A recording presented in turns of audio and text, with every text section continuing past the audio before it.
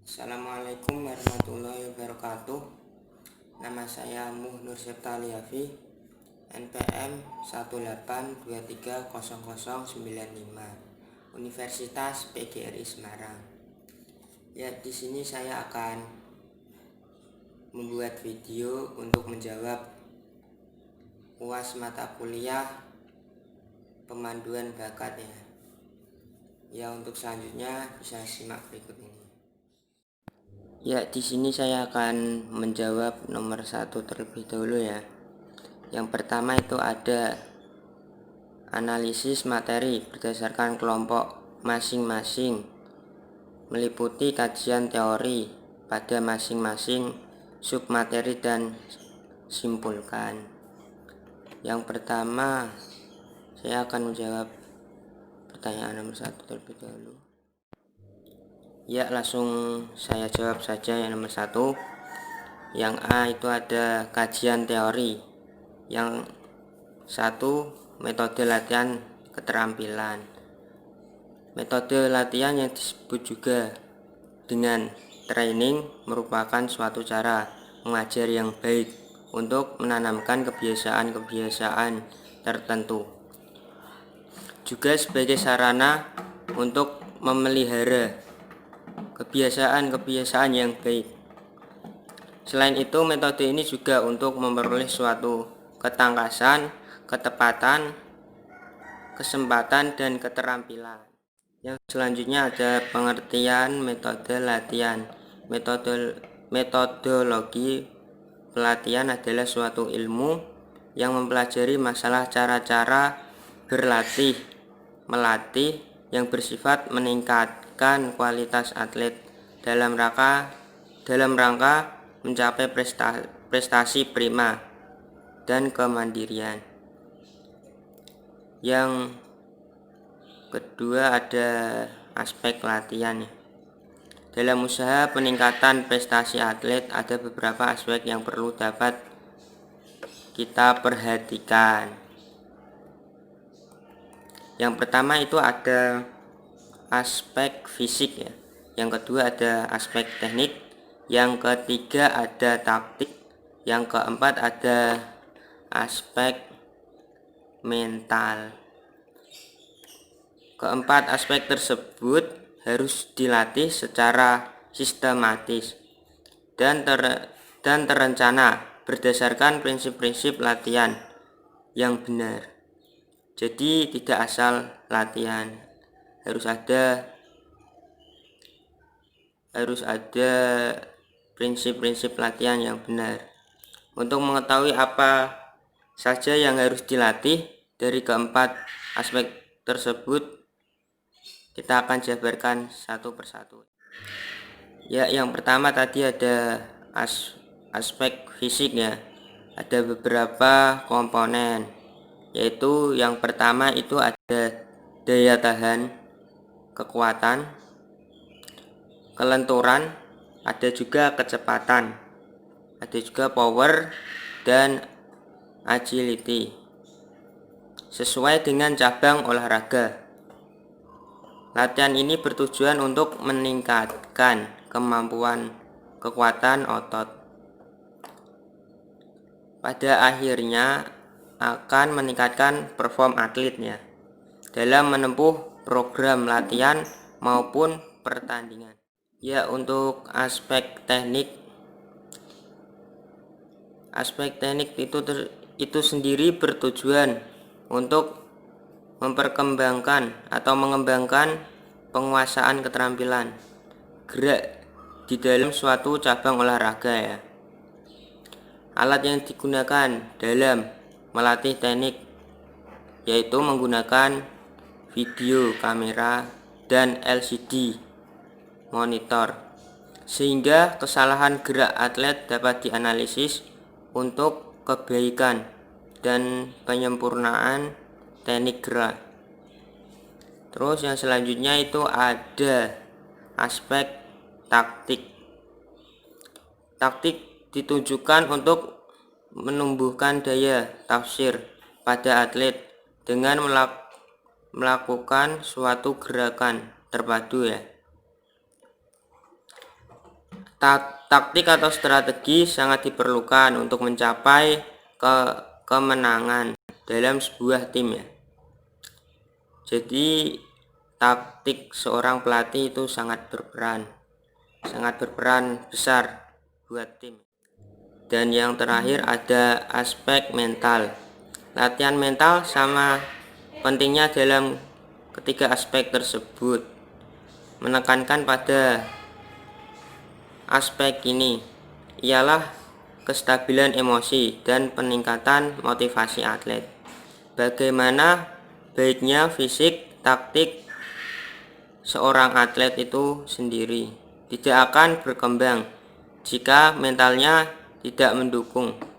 Jadi mental itu harus diasah ya. Caranya gimana? Caranya seperti kita mengikuti turnamen seperti turnamen futsal, itu mental bisa diasah di situ. Jadi kesimpulannya, latihan adalah suatu proses yang sistematis yang dilakukan secara berulang-ulang. Dengan semakin hari menambah jumlah beban latihan. Latihan kondisi fisik memegang peranan yang sangat penting dalam program latihan atlet. Istilah latihan kondisi fisik mengacu kepada suatu program latihan yang dilakukan secara sistematis dan baik, dan tentunya sangat jelas dan teratur ya. Faktor utama dalam latihan adalah dilakukan secara berulang-ulang dan peningkatan beban dilakukan berulang-ulang agar daya tahan otot lebih kuat ya, dan fisik juga akan lebih kuat dalam nantinya saat pertandingan. Dan latihan itu sendiri bertujuan untuk meningkatkan prestasi fisik ya. Bersamaan dengan latihan fisik, atlet cabang permainan harus pula berlatih untuk teknik dan taktik ya. Dalam latihan taktik ini merupakan penyempurnaan taktik-taktik apa saja yang akan dilakukan dalam pertandingan. Jadi latihan itu kita seorang pelatih itu harus ada taktik untuk nantinya saat pertandingan bisa diterapkan. Ya, di sini saya akan menjawab nomor 2 ya. Ya, langsung saja saya jawab. Yang saya pahami di sini, prestasi olahraga Indonesia itu hanya melalui cabang olahraga tertentu ya. Seperti halnya bulu tangkis, lebih dominan ke situnya ya prestasinya. Dan dilihat dari sudut pandang pemanduan bakat di Indonesia sendiri, menurut saya tertinggalnya prestasi olahraga nasional dengan negara-negara Asia lainnya merupakan salah satu masalah besar bagi bangsa untuk meningkatkan prestasi olahraga. Jadi prestasi olahraga Indonesia itu masih tertinggal dari negara-negara lain. Ketertinggalan ini mendorong perlunya penataan sistem pembinaan olahraga nasional, termasuk di dalam sistem pemanduan dan pengembangan atlet berbakat ya. Program pemanduan dan pengembangan bibit atlet berbakat di negara-negara yang maju, prestasinya telah dilaksanakan dengan mendapatkan dukungan sumber-sumber daya memadai ya, termasuk bukan saja dari dana pemerintah dan masyarakat, tetapi dukungan kepakaran melalui pendekatan ilmiah secara lintas dan interdisiplin secanggihnya dalam bidang pengukuran. Ya, jadi menurut saya itu dukungan sumber daya di Indonesia itu kurang memadai ya. Termasuk juga dana pemerintah mungkin kurang lebih ya. Maksudnya itu seperti untuk mencari latihan, untuk mencari tempat latihan ya, tempat latihan yang memadai. Menurut saya itu dengan di negara-negara lain itu tempat latihannya sudah cukup memadai dan alat-alatnya sudah ada semua. Menurut saya seperti itu ya. Saya akan menjawab pertanyaan nomor 3 ya. Ya, saya langsung akan menjawab saja. Saya sebagai pelatih akan memotivasi atlet saya agar lebih percaya diri dengan cara, ya contohnya saja ya, kita main bola, pertandingan bola, dan saat itu atlet saya itu merasa tidak percaya diri. Saya akan memotivasi agar mainnya lebih rileks saja, jangan ada tekanan.